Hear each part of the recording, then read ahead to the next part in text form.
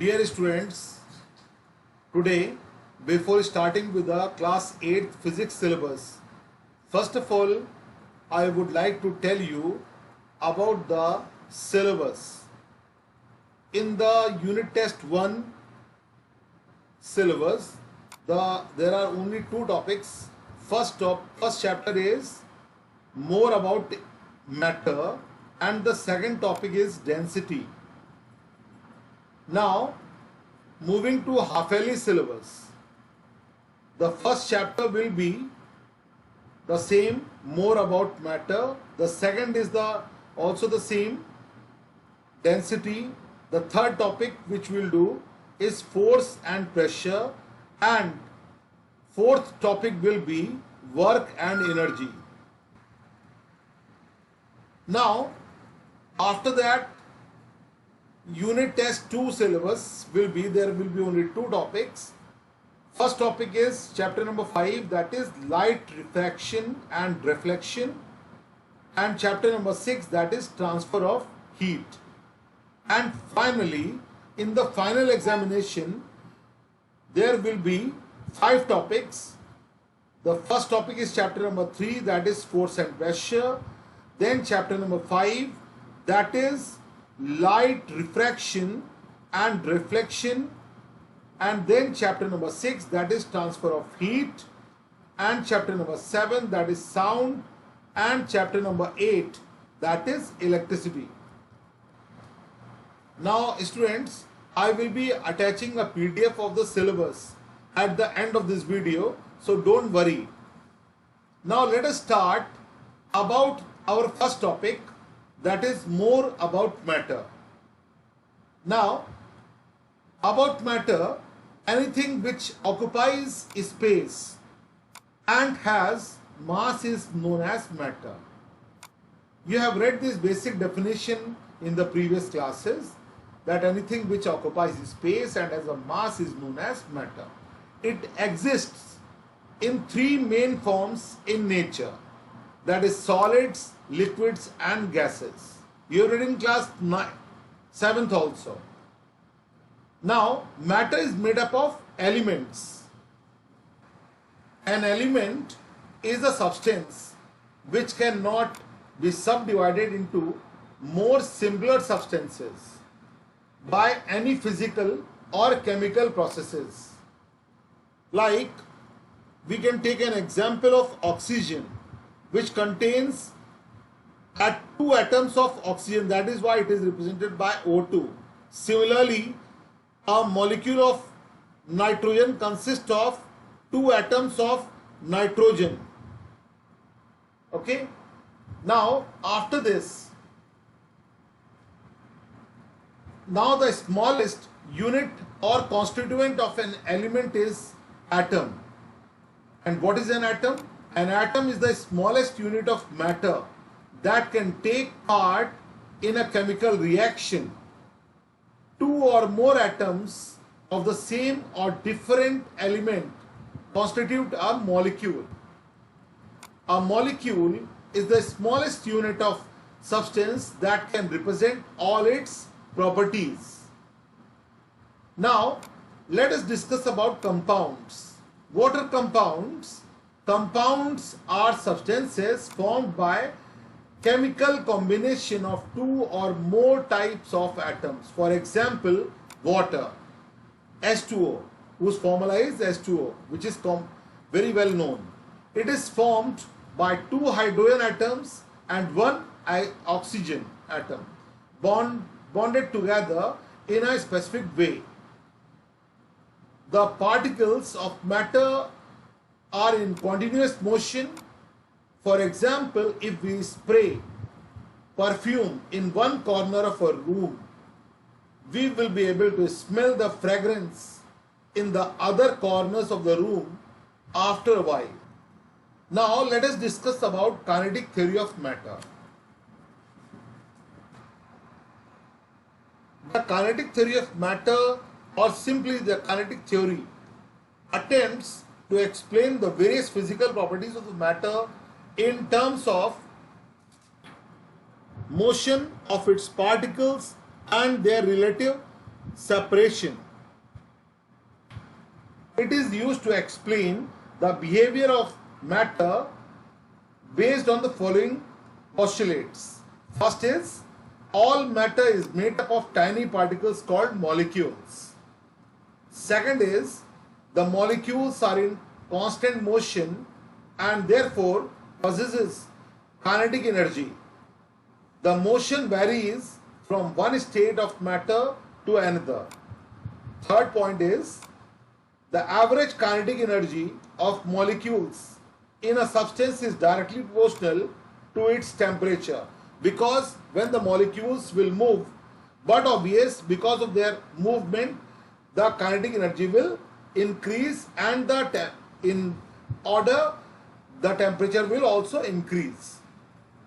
Fourth point is, there are spaces between molecules called intermolecular spaces. The molecules attract each other with a certain force called intermolecular force of attraction. The strength of this force determines the intermolecular space between the molecules. Now let us discuss about the states of matter. There are three states of matter in nature, that is solid, liquid and gases. It can be easily explained with the help of kinetic theory of matter. Let us discuss about solids. In solids, the particles are closely packed, having a strong force of attraction between them, which holds them together in fixed position. Now let us discuss the properties of solids. First property, solids are hard and rigid because the intermolecular forces hold the molecules in place and do not allow them to move away. Second, the strong intermolecular forces prevent the molecules from sliding over one another, hence solids do not flow. Third, most solids do not expand much on heating because their intermolecular forces are very strong. Fourth, the great strength of the intermolecular forces compels every solids to have a definite shape and size. Fifth, they have a well-defined volume because the strong intermolecular forces prevent the molecules from moving out of their places, because when the molecules are tightly packed, they will not get any space to move. I hope that the things are clear till now. Now let us discuss about liquids. Liquids are fluids as they can flow. What are fluids? Which can flow easily. So liquid and gases both are fluids. Remember this. Not only liquids, but here we are talking about liquids. So liquids, we can say they are also fluids because they can flow. They do not have fixed shapes, but they take the shape of the container in which they are kept. Like if you take water in any beaker, it will take the shape of the beaker. If you take it in a glass, it will take the shape of a glass, or whatever vessel it is in which it is kept. Force of attraction between the molecules is weaker than that in solids, due to which liquid shows these properties. First is, liquids are not rigid because the intermolecular forces are not very strong.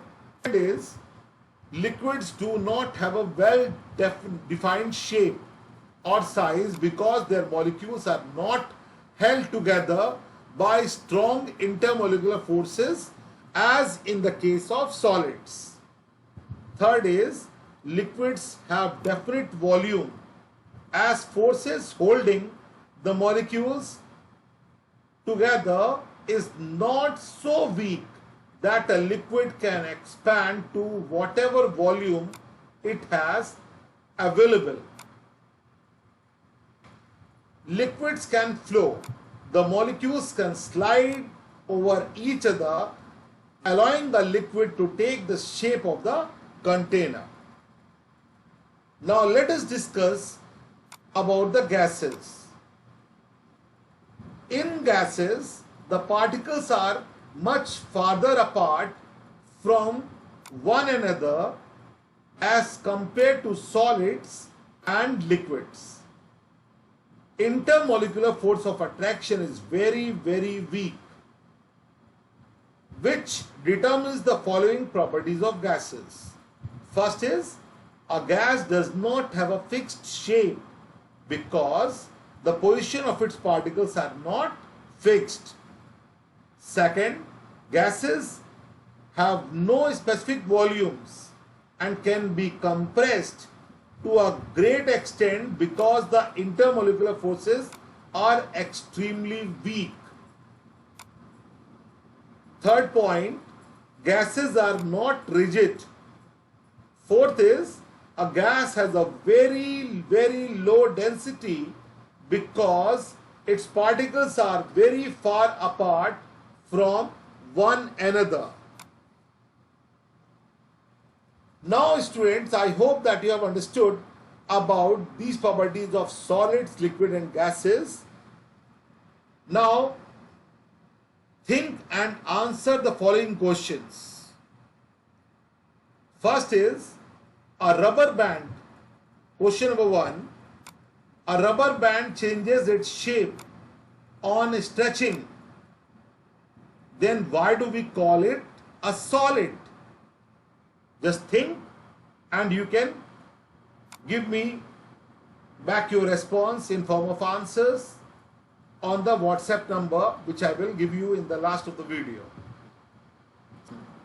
Question number 2. When salt and sugar are put in jars of different shapes, they take the shapes of the jars, indicating that they do not have a fixed shape. So if salt and sugar do not appear to have a fixed shape, then why do we call them solids? Just think about it and give the answer of this also. Then question number 3, gas cylinders, that is LPG, okay, liquefied petroleum gas, used in houses for cooking, and CNG, that is compressed natural gas, in vehicles. These are the examples very commonly known to all of us. I'm again telling you, you are already aware of the gas cylinders, that is LPG, used in the houses for cooking, and CNG in vehicles are examples of gases of compressed state. These are very well known gases which are in compressed state. Can you think of any other examples that are used the property of compressibility of a gas? Just think about it and give the answer to me. Now students, beside the scope of the syllabus which is given in your textbook, I am giving you some extra knowledge also which will be beneficial to you. And what is that?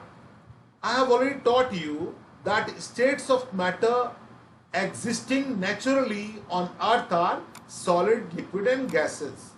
Have you ever thought about the states, any other states of matter beside these? Yes, there are 2 more states of matter and they are discovered that does not exist in natural conditions on earth. They are, first is the plasma state and the second is Bose-Einstein condensed state. What is plasma state? It has a highly charged particles possessing extremely high kinetic energy. This state of matter can be seen in stars, which are superheated balls of plasma. Artificial man-made examples are glow signs or the glow boards which you have already seen during the night time on the different chaurahas, and CFLs where the gases begin to emit light when highly charged particles ionize them. Let us discuss about the second state, that is Bose-Einstein condensed state. It is a state of matter of dilute gas of low densities called bosons, cooled to a temperature very close to absolute zero. We will discuss about the remaining part of the topic tomorrow. So till then, think about the questions which I have given you and answer them on my WhatsApp number, or rather you can answer me the questions which I have given you on the Google Classroom.